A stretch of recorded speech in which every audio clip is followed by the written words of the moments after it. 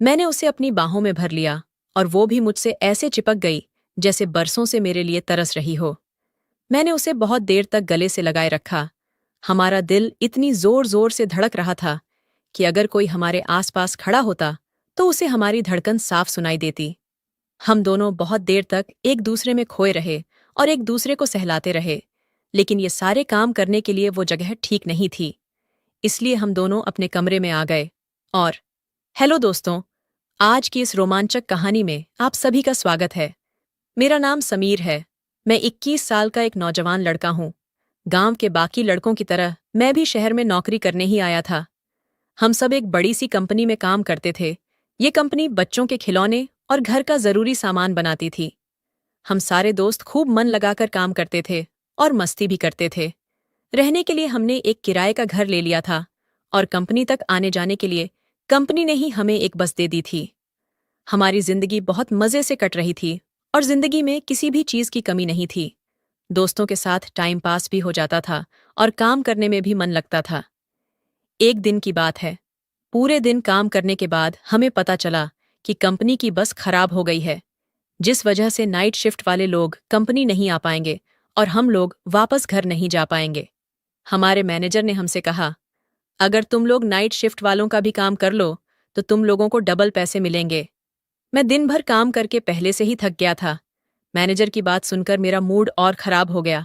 मैंने अपने दोस्तों से कहा, यार हम पूरे दिन से काम कर रहे हैं, अब मैं और काम नहीं कर पाऊंगा।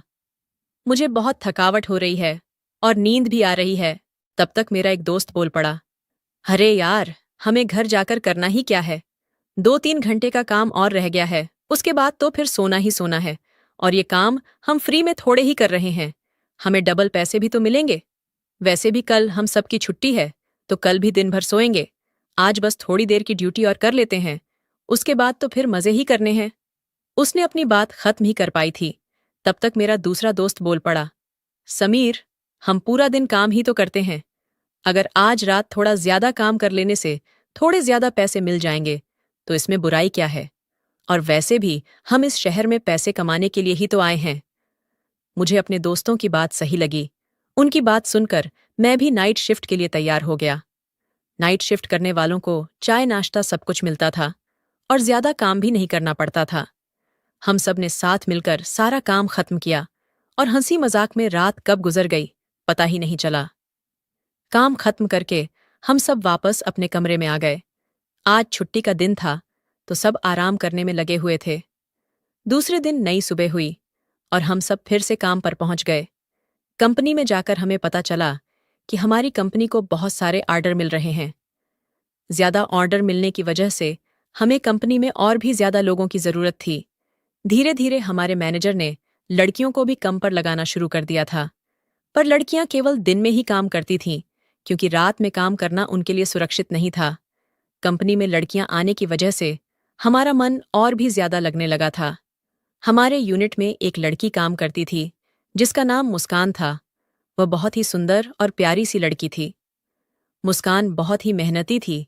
वो कभी किसी काम के लिए ना नहीं बोलती थी और 2-4 लोगों का काम वो अकेले ही कर लेती थी। हमारी कंपनी को बहुत ज्यादा ऑर्डर मिलने लगे थे, इसलिए धीरे धीरे करके हमारी कंपनी में लोग बढ़ते ही जा रहे थे। पर अभी भी हमारी कंपनी को और ज्यादा लोगों की जरूरत थी।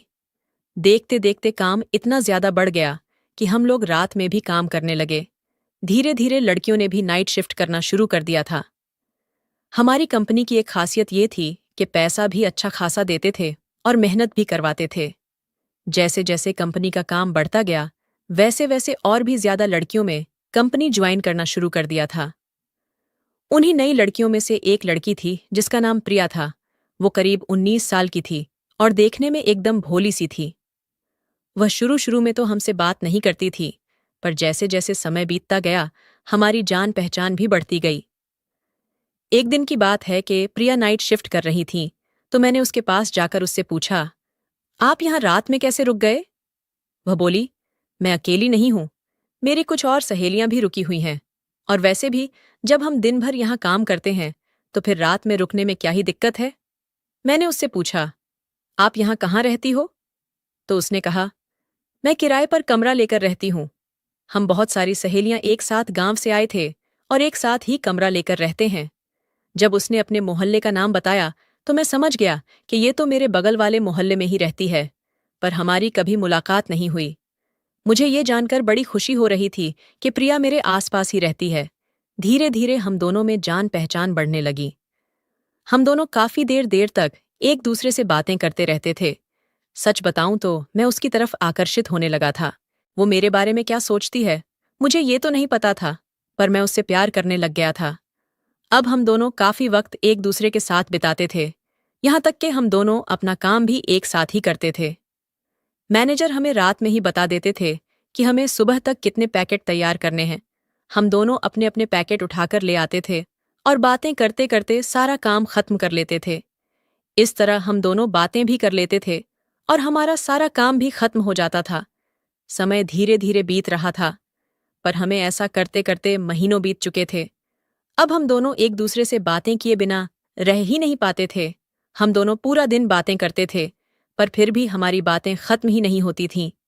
एक दिन वह मुझसे बोली, समीर तुम बहुत अच्छे हो, मुझे तुमसे बातें करना बहुत अच्छा लगता है।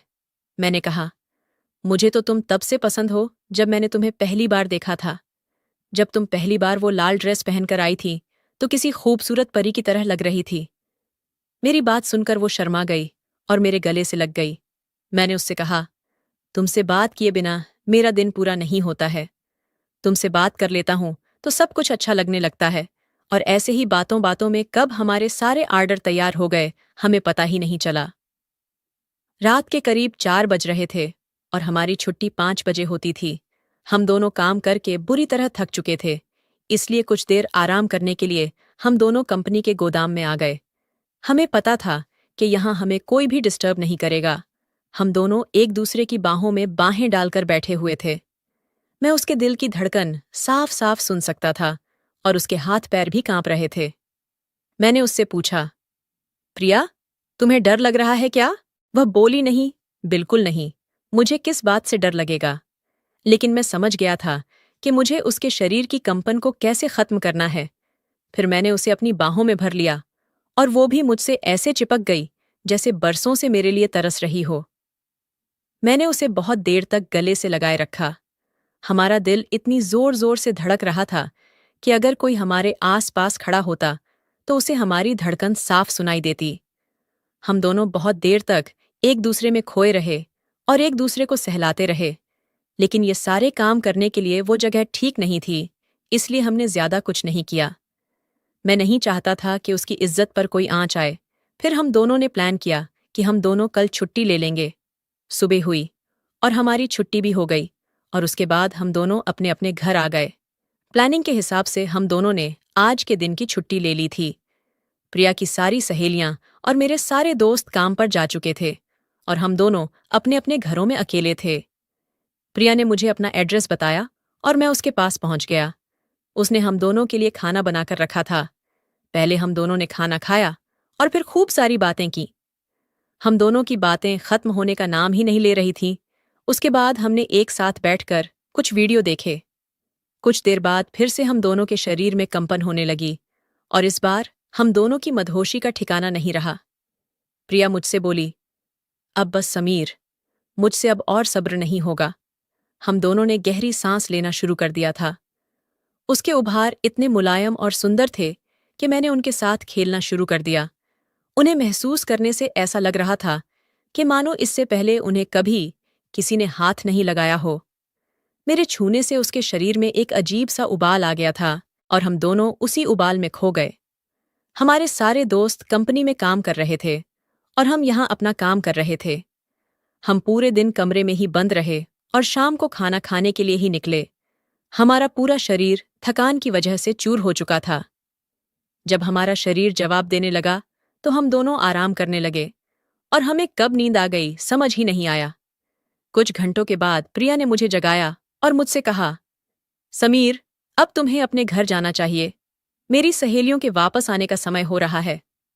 मैं तुरंत ही अपने कमरे पर आ गया और कुछ इस तरह मैंने प्रिया के साथ अच्छा समय बिताया। दूसरे दिन हम दोनों काम पर गए और हमारा रिश्ता इसी तरीके से सामान्य रूप से चलता रहा।